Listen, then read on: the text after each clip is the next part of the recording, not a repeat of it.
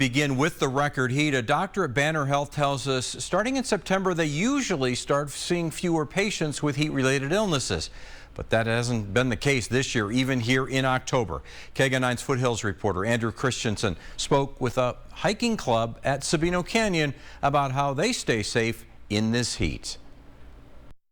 So wearing an outfit like this might work for the KGUN 9 studio, but a doctor with Banner Health that I spoke with tells me wearing lighter clothes like this instead of wearing clothes like this is better to avoid the heat. And a hiking club that I spoke with tells me they still do that even in mid-October.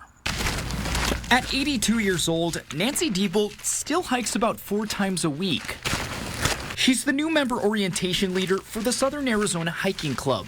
Giving opportunities for people to be outdoors and to enjoy the outdoors with other people. But when she first started, she says the heat made her feel weak. I knew enough to stop and to rest and took my lunch break then, and by the time 20 minutes ago I was okay. The Arizona Department of Health Services says in September 2021, there were 35 heat-related illnesses in Pima County. They say in 2022, that number went up to 49 and 43 in 2023.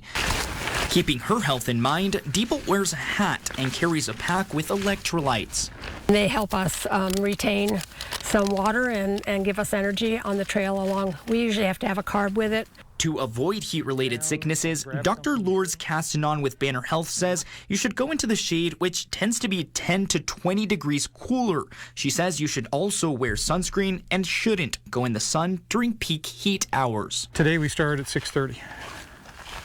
And that's October, and then once we get to next month, we'll probably go to 7 o'clock. Apart from avoiding the heat, the club says hydration is key. Bring more water than you think you're going to need, always. Dr. Castanon tells me make sure not to drink too much water. She says you could get water poisoning if you do. She says to drink enough electrolytes, but also enough water. Reporting at Sabino Canyon, Andrew Christensen, KGUN 9.